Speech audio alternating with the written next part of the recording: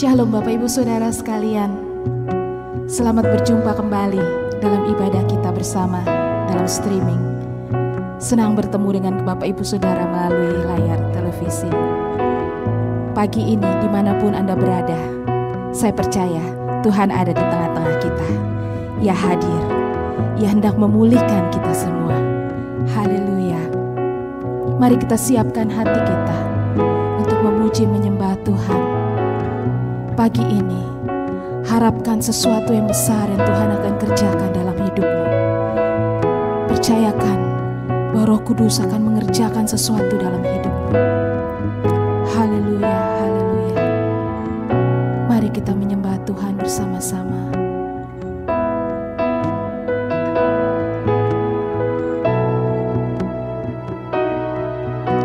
Saat ku masuk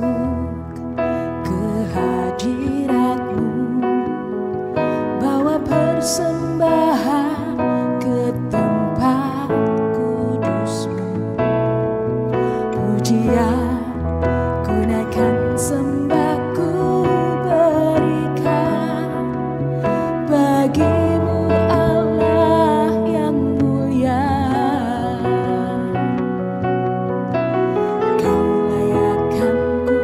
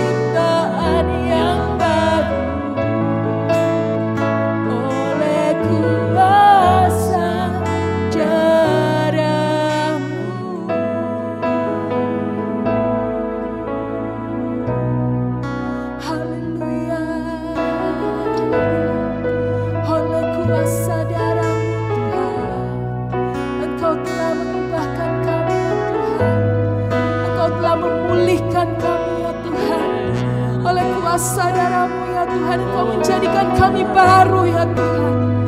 Haleluya, haleluya, haleluya. Engkau mengubah setiap karakter kami ya Tuhan. Engkau mengubahkan hati kami ya Tuhan Yesus. Haleluya, haleluya, haleluya. Pagi ini ya Tuhan, kami rindu ya Tuhan, agar Roh Kudus-Mu menjamah hati kami, mengubahkan kami, memulihkan kami ya Tuhan.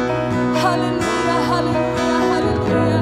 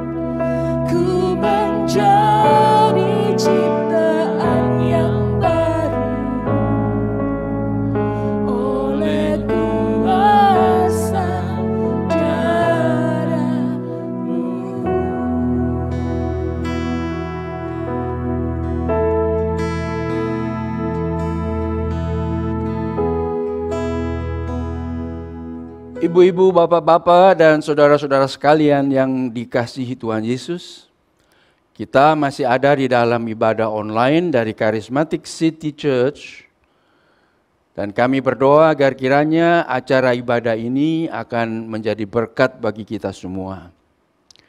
Kita masih dalam suasana Paskah. Beberapa minggu yang lalu kita merayakan Hari Kebangkitan Tuhan Yesus. Untuk satu peristiwa yang begitu besar, yang begitu luar biasa, kalau kita baca di Alkitab, sedikit sekali diceritakan dalam Alkitab. Dan hari ini kita akan bicara salah satu dari peristiwa di mana Tuhan Yesus setelah kebangkitannya bertemu dengan para muridnya.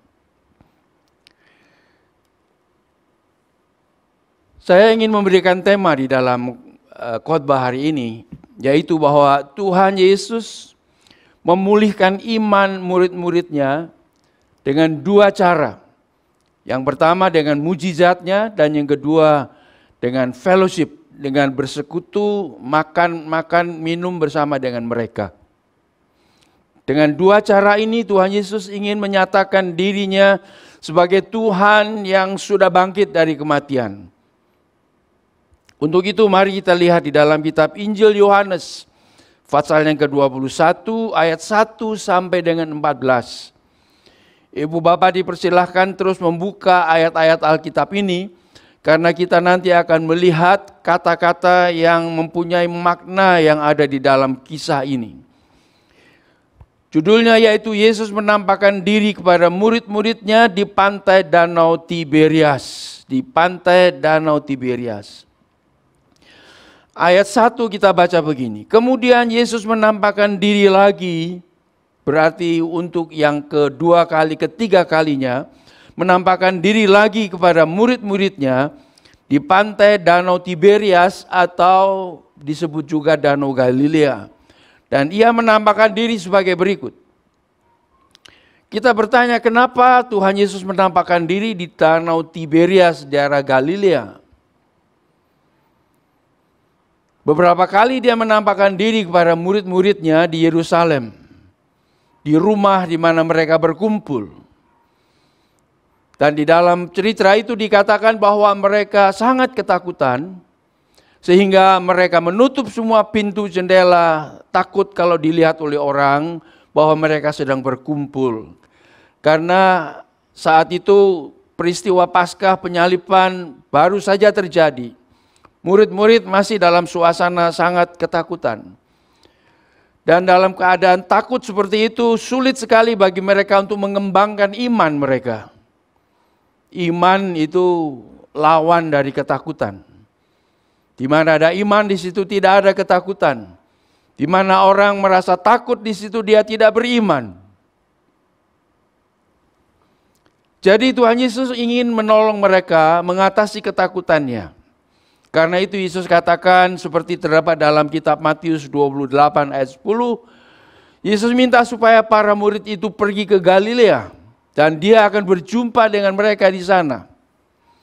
Dan apa yang kita baca dalam pasal 21 ini adalah ketika murid-murid sudah pergi dan sampai di Galilea. Lalu apa yang terjadi di sana?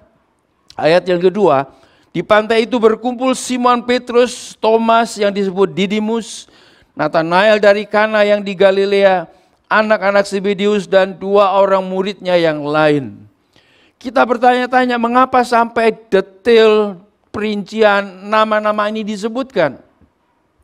Ada Simon Petrus, ada Thomas, ada Nathanael dan lain-lain. Kenapa sampai disebutkan? Saya kira, dugaan saya, oleh karena dari ke-12 murid Tuhan Yesus, tidak semua mereka mau pergi ke Galilea. Sebagian masih tetap di Yerusalem. Kita tidak tahu apa sebabnya. Hanya beberapa nama ini saja yang disebut. Dan mereka mungkin memang asalnya dari Galilea. Jadi mereka pulang mudik. Karena Tuhan Yesus menyuruh mereka pergi ke Galilea. Tetapi ada pertanyaan yang mengganggu. Sebagian murid Tuhan Yesus ada di daerah Yerusalem, di daerah Yudea. Dan sebagian ada di daerah Galilea. Apakah ini merupakan suatu petunjuk bahwa kebersamaan para murid itu sedang merosot, menurun oleh karena trauma dari pasca penyaliban itu? Kita tidak tahu. Tetapi yang jelas, para murid itu merasa bingung, merasa bimbang, merasa takut, sehingga akhirnya dalam keadaan galau seperti itu, Petrus berkata dalam ayat yang ketiga, kata Simon Petrus kepada mereka, "Aku pergi menangkap ikan." Kata mereka kepadanya, "Kami pergi juga dengan engkau." Mereka berangkat lalu naik ke perahu, tapi malam itu mereka tidak menangkap apa-apa. Bapak, Ibu, saudara-saudara sekalian, kita baca di sini keinginan Petrus yang agak mengejutkan. Karena dia ingin pergi menangkap ikan. Profesi Petrus yang lama adalah penangkap ikan, penjala ikan. Dan sekarang dalam keadaan yang galau seperti itu, dalam keadaan di mana dia baru saja menyangkali Tuhan, barangkali ada perasaan rasa bersalah dalam hatinya. Mungkin juga dia merasa depresi sehingga dia katakan, aku mau pergi menangkap ikan. Kembali kepada profesi yang lama. Ini mungkin berarti Petrus ingin melupakan panggilan Tuhan dalam hidupnya. Dalam kondisi seperti ini, Yesus ingin bertemu dengan mereka untuk memulihkan iman mereka.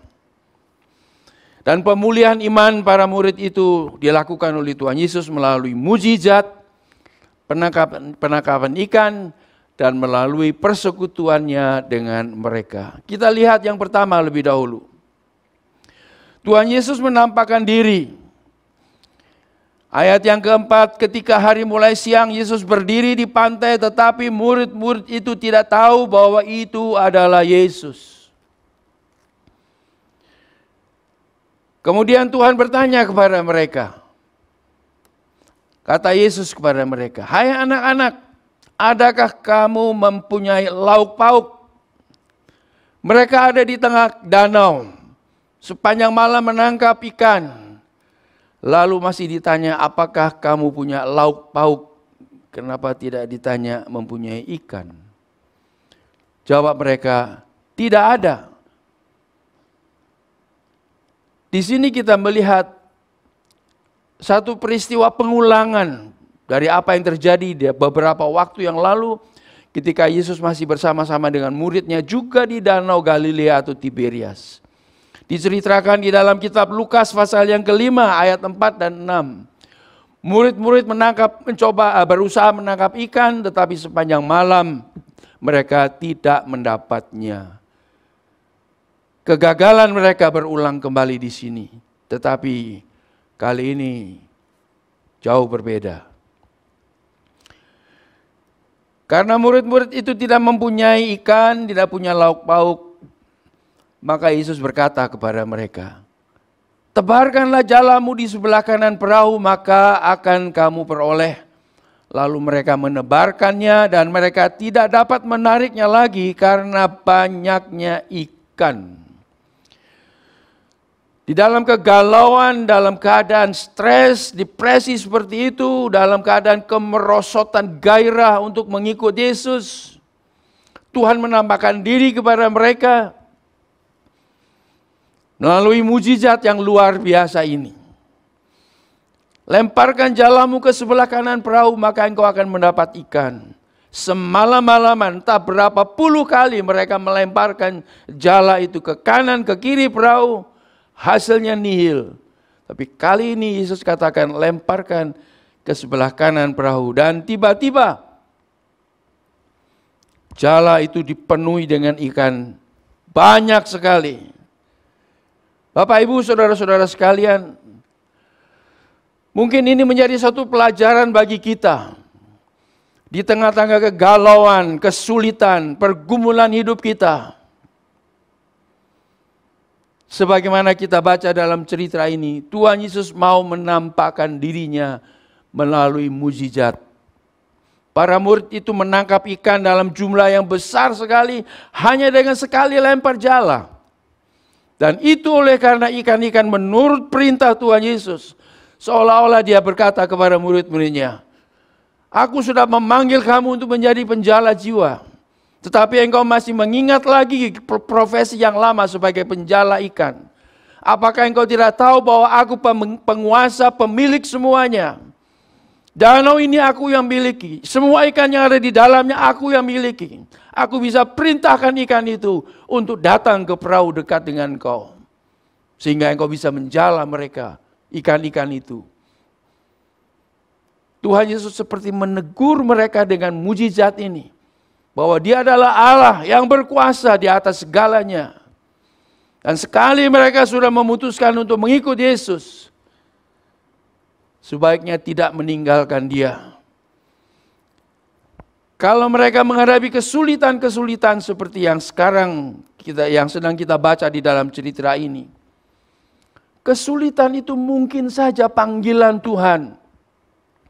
Sebagaimana seorang hamba Tuhan mengatakan, waktu kita diberkati oleh Tuhan, Tuhan seolah-olah berbisik kepada kita supaya kita tetap mengikuti Dia, mengasihi Dia.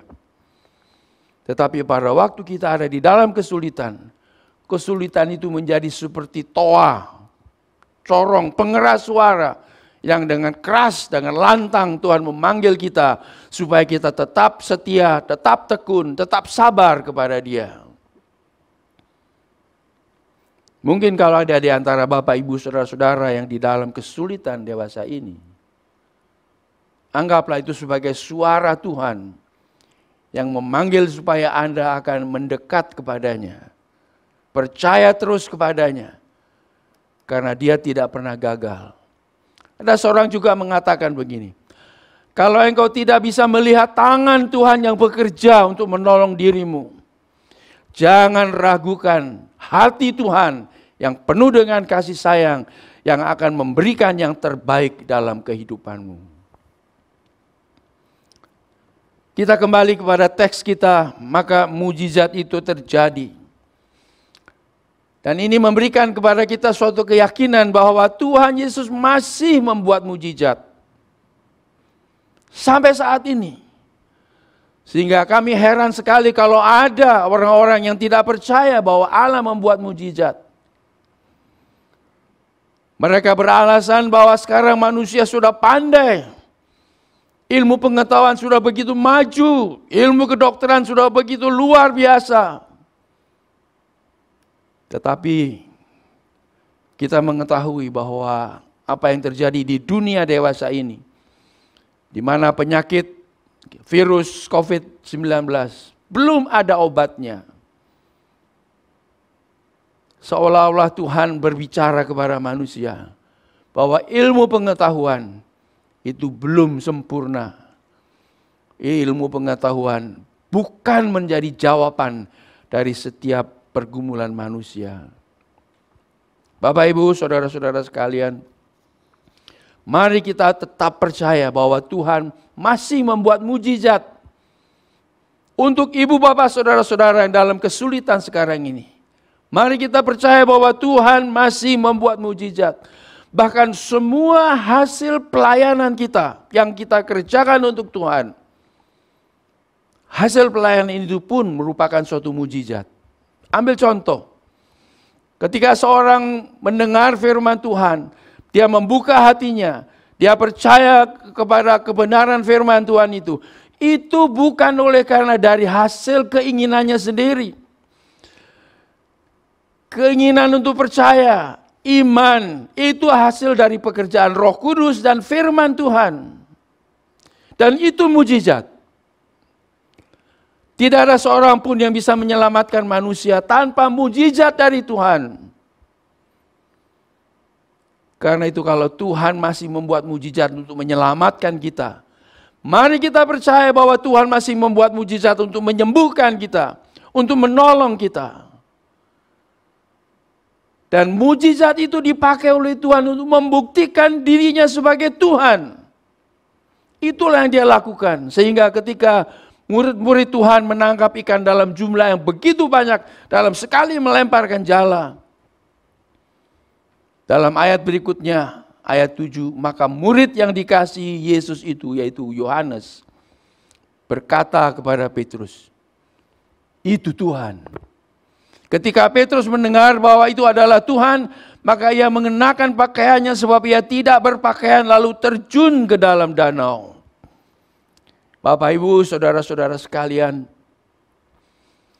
ketika Yohanes melihat penangkapan ikan yang begitu banyak, iman muncul di dalam hatinya seperti ada suatu klik yang menyatakan itu Tuhan. Hal ini terjadi juga ketika beberapa perempuan memberitahukan bahwa Yesus sudah bangkit, kubur Yesus kosong, dan mereka tidak tahu di mana mayatnya ditaruh. Petrus dan Yohanes berlari ke kubur. Yohanes karena lebih muda, tiba lebih dulu ke kubur, tetapi dia tidak masuk ke dalam kubur. Saudara bisa baca ini di dalam kitab Yohanes pasal yang ke-20. Yohanes tidak sampai masuk ke dalam kubur. Petrus yang datang belakangan, dia langsung masuk ke kubur.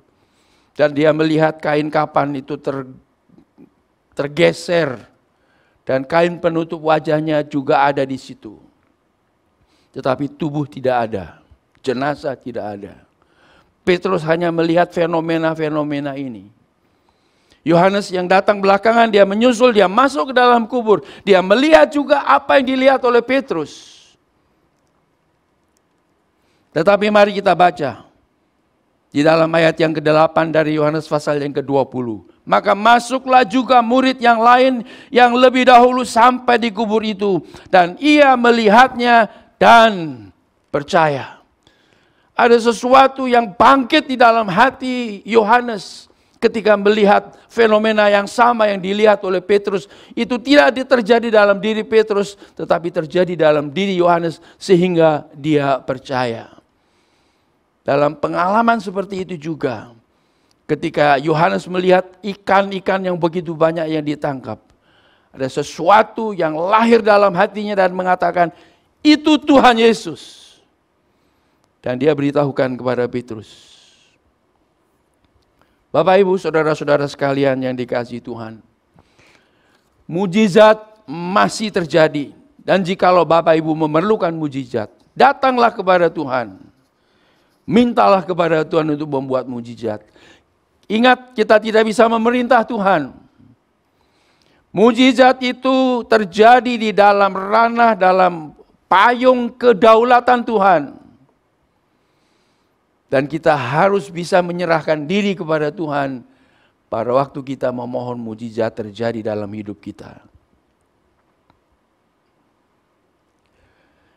Yang berikutnya, hal yang lucu terjadi. Ketika Petrus mendengar Yohanes mengatakan, itu Tuhan.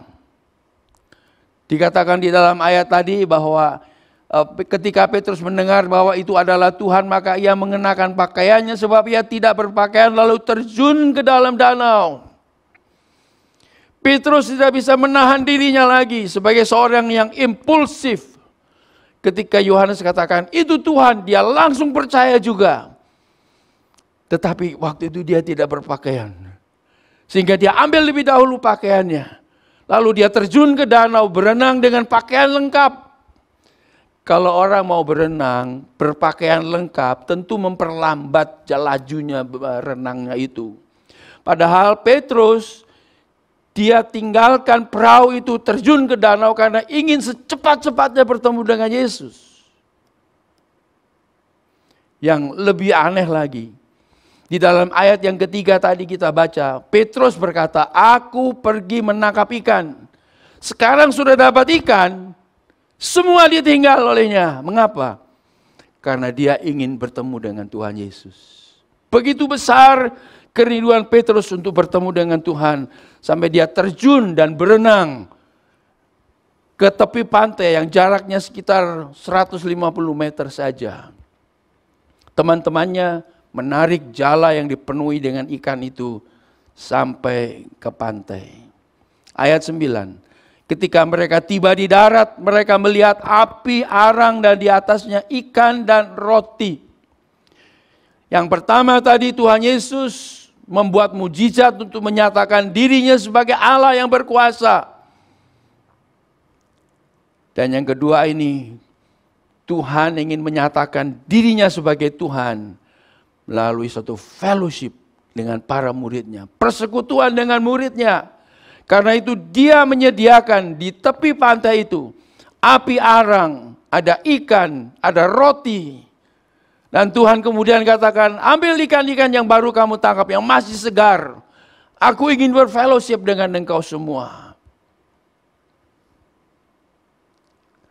Yesus mau memakai fellowship, persekutuan, menyatakan dirinya sebagai Tuhan. Dan berbicara mengenai persekutuan, Bapak Ibu Saudara-saudara sekalian, kita teringat di dalam Wahyu pasal 3 ayat 20 yang mengatakan, barang siapa membuka pintu, aku akan masuk ke dalamnya, makan dengan dia dan dia dengan aku dalam suatu fellowship yang luar biasa, suatu fellowship yang sangat intim. Ayat yang ke-11, Simon Petrus naik ke perahu lalu menghela jala itu ke darat. Penuh ikan-ikan besar 153 ekor banyaknya. Dan sungguh pun sebanyak itu jala itu tidak koyak. Kata Yesus kepada mereka, marilah, sarapanlah. Dan tentunya dia makan bersama-sama dengan mereka juga. Tidak ada di antara murid-murid yang berani bertanya kepadanya, siapakah engkau? Sebab mereka tahu bahwa ia adalah Tuhan. Melalui fellowship makan minum, Tuhan menyatakan dirinya, Yesus menyatakan dirinya sebagai Tuhan. Bahkan di dalam kitab Lukas dengan demonstratif pasal yang ke-24 ayat 41 sampai 43 dikatakan Yesus makan ikan di hadapan mereka. Bapak, Ibu, saudara-saudara sekalian, kita semua rindu untuk mengenal Tuhan lebih jauh, lebih dekat, lebih dalam, lebih utuh. Walaupun seperti yang dikatakan oleh murid-muridnya, tidak pernah kita akan bisa dengan sempurna mengenal Tuhan, mengenal cara kerjanya, mengetahui kehendaknya. Sehingga seperti murid-murid itu dia bertanya, siapakah engkau ini? Melalui persekutuan di antara kita dengan Tuhan, sedikit demi sedikit dia ungkapkan keberadaan dirinya kepada kita. Sehingga kita akan yakin bahwa Yesus adalah Tuhan. Semoga dalam hari-hari ini kita mendapat banyak waktu untuk merenung, untuk bersekutu dengan Tuhan. Dan bicara soal persekutuan dengan Tuhan, jangan hanya dibatasi itu hanya di gereja saja atau hanya pada waktu ibadah saja. Persekutuan, fellowship dengan Tuhan perlu diperluas aktivitasnya, diperluas sehingga dalam kegiatan sehari-hari dari kita masing-masing, kegiatan kita sehari-hari dalam keseharian kita bisa bersekutu dengan Tuhan. Murid-murid ini dijumpai oleh Tuhan ketika mereka sedang bekerja, menangkap ikan. Lalu kemudian diajak oleh Tuhan Yesus bersekutu dengan dirinya.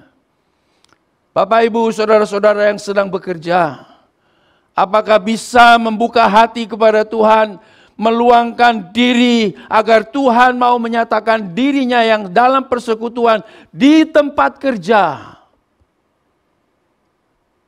Bagaimana pelaksanaannya itu sehingga tidak mengganggu cara kerja atau pekerjaan saudara-saudara. Itu harus saudara kembangkan bersama dengan Tuhan. Tuhan bisa bersekutu dengan kita ketika kita di tempat kerja, ketika kita di sekolah, ketika kita bersama dengan teman-teman. Merasakan kehadirannya, mendengar suaranya. Itulah yang dia ingin lakukan dalam kehidupan kita. Ada sebuah lagu yang dulu sekali sering dinyanyikan, yang berjudul In the Garden, di taman hati kita. Aku masuk ke dalam taman itu dan kemudian bertemu dengan Tuhan, bersekutu dengan Dia, aku berbicara dengan Dia, Dia berbicara dengan aku.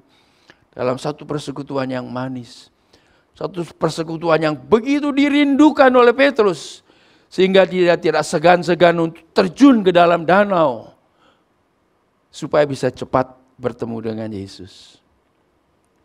Bapak, Ibu, saudara-saudara sekalian, kiranya dalam ibadah ini, firman Tuhan ini membangkitkan kerinduan dalam hati saudara-saudara. Saya mesti bersekutu dengan Tuhan. Jangan sampai saat-saat di mana kita bengong, tidak tahu apa yang mesti dilakukan, galau, kita hanya diam-diam saja. Tetapi manfaatkanlah saat-saat itu untuk mencari Tuhan. Karena dengan mencari Tuhan, kita akan diberkati olehnya. Tuhan menolong kita semua agar kita bisa semakin hari semakin mengenal Tuhan. Kita akan memasuki acara perjamuan kudus setelah khotbah ini, dan saya mengundang kita semua membuka hati kita. Beberapa minggu yang lalu saya sampaikan dalam khotbah singkat dalam ibadah online juga, Bahwa persekutuan, bahwa perjamuan kudus itu menggambarkan, mengungkapkan kebersamaan kita dengan Tuhan dalam satu persekutuan. Itu ditandai dengan ungkapan atau itu dinyatakan dengan kalimat, inilah tubuhku yang dihancurkan bagimu, inilah darahku yang dicurahkan bagimu. Jadi Bapak Ibu Saudara-saudara sekalian, mari kita tenangkan hati kita. Kita minta supaya Tuhan akan memberkati acara perjamuan kudus ini. Walaupun tidak dalam bentuk tatap muka, kiranya Tuhan yang hadir di mana-mana, hadir di tengah-tengah saudara-saudara. Dan ketika kita mengadakan perjamuan kudus ini, kita bisa merasakan kehadirannya yang memberkati kita semua. Kita tundukkan kepala, kita buka hati kita kepada Tuhan untuk sejenak. Merenungkan bahwa Tuhan selalu mencari waktu, berinisiatif untuk menyatakan dirinya sebagai Tuhan kepada murid-muridnya yang sudah kita baca dalam teks tadi, tetapi juga kepada kita dewasa ini. Melalui mujizat-mujizatnya, Dia ingin menyatakan dirinya sebagai Tuhan. Jangan bersuka cita dengan mujizatnya saja, tetapi lanjutkan sampai kita mengenal bahwa Tuhanlah yang membuat mujizat ini. Bukan hanya mujizat saja, tetapi melalui persekutuan kita dengan Tuhan, Dia mau menyatakan dirinya kepada kita semua. Kita mengambil roti dan mari kita berdoa kepada Tuhan. Bapa kami dalam surga, terima kasih karena Engkau memberikan kepada kami anugerah-Mu yang luar biasa sehingga kami dapat mengikuti perjamuan kudus ini. Kami berdoa Tuhan saat ini, agar kiranya Engkau menyatakan diri-Mu, menunjukkan diri-Mu seperti Kau nyatakan diri-Mu kepada para murid sebagai Tuhan, dalam cara yang tidak dapat diragukan lagi. Perjamuan kudus ini menjadi cara, sarana Tuhan menyatakan diri sebagai Tuhan dan Juru Selamat kami. Malam itu ketika Tuhan Yesus akan diserahkan, Dia mengambil roti dan Dia pecah-pecahkan roti itu. Dia berikan kepada murid-muridnya sambil berkata, makanlah, inilah tubuhku yang dihancurkan bagimu. Dalam nama Tuhan Yesus, kita makan bersama-sama.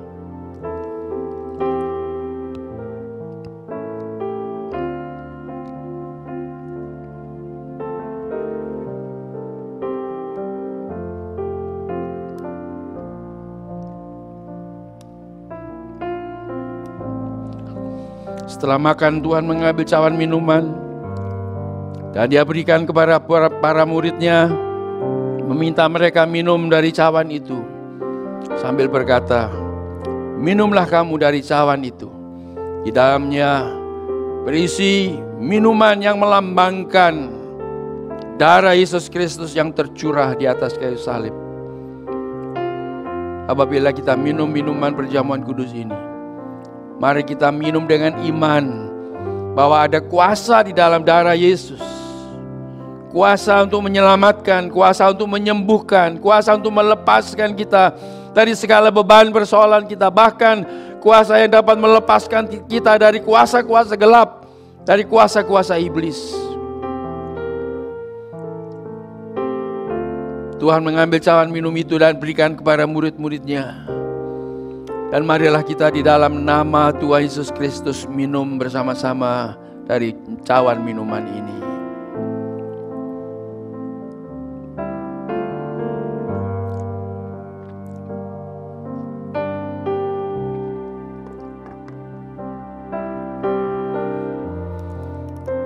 Marilah kita berdoa. Bapa kami dalam surga, kami baru menyelenggarakan perjamuan kudus seperti yang Tuhan perintahkan. Ada berkat ketika kami mengikuti perjamuan kudus, karena ini adalah sarana anugerah-Mu yang Kau berikan kepada gereja-Mu. Dimanapun anak-anak-Mu berada yang sudah mengambil bagian dalam perjamuan kudus, ataupun yang sudah mendengarkan firman Tuhan tadi, Kau berkati mereka. Engkau nyatakan diri-Mu kepada mereka sebagai Tuhan yang Maha Kuasa, sebagai Juru Selamat yang dapat mengampuni segala dosa, dan membawa kami masuk ke rumah Bapa di sorga. Mereka yang sakit kami minta Engkau sembuhkan oleh kuasa darah-Mu. Mereka yang ada di dalam persoalan, Engkau lepaskan mereka dengan kuat kuasa-Mu. Berkatilah setiap pendengar, setiap pemirsa yang sedang mengikuti acara ini. Kami serahkan mereka semua dalam tangan-Mu. Kegiatan-kegiatan mereka selanjutnya sepanjang hari ini dan sepanjang minggu ini, Engkau berkati dengan luar biasa. Di tengah-tengah keseharian mereka, di tengah-tengah aktivitas sehari-hari mereka, mereka akan melihat Tuhan, mereka akan berjumpa dengan Tuhan. Karena Engkau menyatakan diri-Mu melalui semua kegiatan yang mereka kerjakan. Diberkatilah anak-anak-Mu ini dalam nama Bapa, Anak, dan Roh Kudus. Amin.